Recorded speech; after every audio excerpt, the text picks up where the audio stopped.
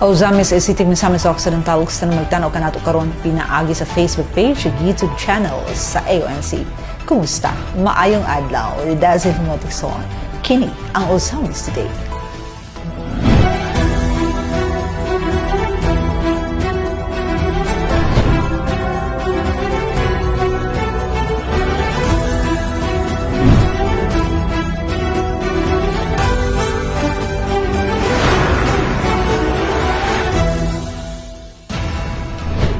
Sa tuwang mga headlines.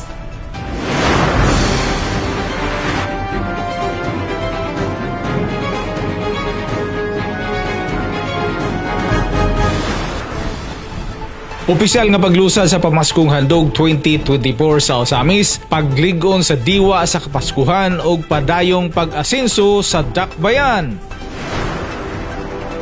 Duulan sa 3,000 ka mga bagong miyembro sa Asenso Pinoy Party, nanumpa, bunggang pinaskuhan sa nilang nadawat o gipasalamatan. Mensahe sa paghigugmaay, pagpailob, pagtinabangay o pagpakigambit gikan ni Attorney Sam Norman Fuentes atol sa launching sa Pamaskong Handog 2024. Mayor Indy Waminal nag-turnover sa 7 ka mga brand new heavy equipment sa SWIMO, CDRRMO ug City Engineers Office. Mayor LGU dili makadeklara og local holidays. Asenso sa Misulo Singing Contest 2024 nagpasigarbo sa talento sa pag-awit sa mga Osamisnon. Tree planting activity gipahigayon sa Sitio Giraog, Barangay Kinuma Norte. Asenso Ozamis Schools Christmas Carol and Solo Singing Contest Grand Finals giatangan. Free hospitalization nagpagaan sa pinansyal nga kalisod sa mga Osamisnon.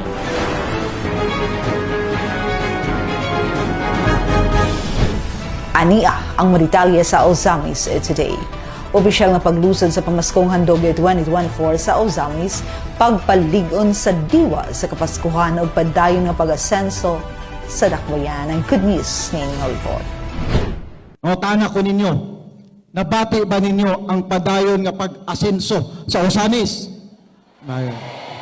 Sa padayon nga pag-asenso sa Dakbayan sa Ozamis, pinaagi sa lubos-lubos ug tinudanay nga serbisyo uban sa puno sa paglantaw sa unahan ug suporta alang sa kaayuhan sa katawhang Ozamisnon, mao ang opisyal nga pagbukas sa Pamaskong Handog 2024 sa Dakbayan isip ay diwa sa paghinatagay nga tradisyona alang sa pamilyang Misamisnon nga gipangunahan ni very hard working Governor Misamis Occidental Attorney Henry S. Waminal, Ozamis City Mayor ug incoming Pinoy Party List Representative Attorney Henry Indy F. Waminal Jr. ug uban ni Asenso kanunay mayoralty candidate Attorney Sam Norman Fuentes, mga sakop sa konseho sa Dakbayan, mga kapitanis sa nagkalain-lain ng barangay sa syudad uban sa suporta ni 2nd District Representative Congressman Sancho Fernando Ando F. Waminal. Ang pagbubo sa mga regalo ug sorpresa alang sa 2,990 ka mga census service providers at tuloy sa kasaulugan sa kapistahan sa mahal nga Birhen sa Immaculada Concepcion, nagtimaan sa pagpasalamat alang sa daghang mga panalangin, maayong panglawas ug balaang pagpanalipod nga nagpadayon sa pagpalambo sa kinabuhi sa mga katawhan sa Dakbayan. Ang Team Asenso Administration usa ka buhing pamatuod ug ehemplo alang sa pagpaligon sa diwa sa Kapaskuhan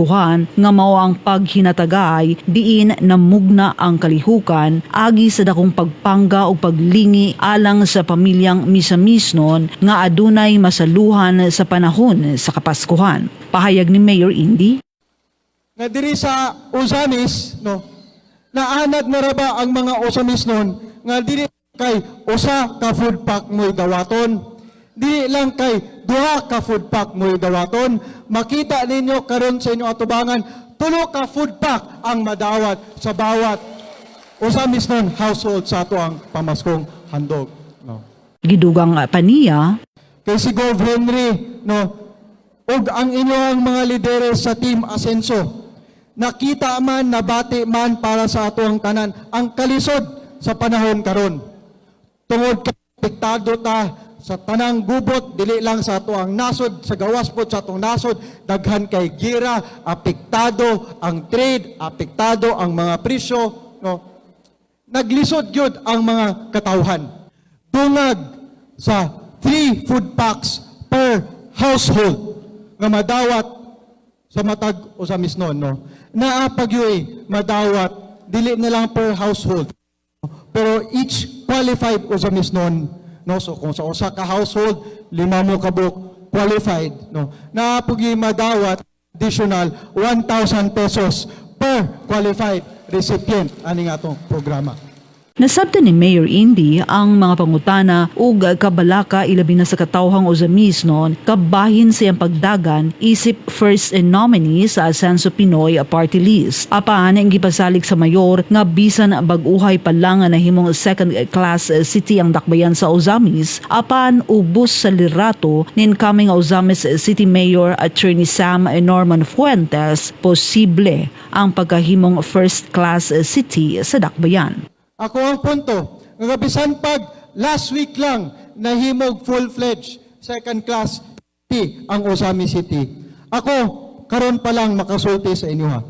Under the leadership of Attorney Sam Norman Fuentes, Vice Mayor Bibi, and the Asenso Ozamis City Council, kumatingala, og I think, no, dili po mo ang angay matingala, nga adisar pa man sa 2028, ang Ozamis City, mahimo nag first class city. Pwede na mo pakpak. No? Gidugang pa sa mayor, Ug tungod kay nakasigurado mi na nag-Gov Henry kung ando nga ang Ozamis mabilin ra sa insaktong mga kamot, dili ra ni siya mabiyaan, umahimog kanunay na ang pag-asenso ni ini. sa pagpadayon sa kalihukan, gibutyag usab ni Mayor Indy ang mga regalong madawat sa mga Asenso service providers sa dakbayan. Ang 3-in-1 pamaskong handog gikan ni Governor Henry ug sa probinsyal nga kagamhanan, Kongando ug Asenso Ozamis team. Cash gifts ug dugang pang allowances nga gi-provide sa team Asenso administration.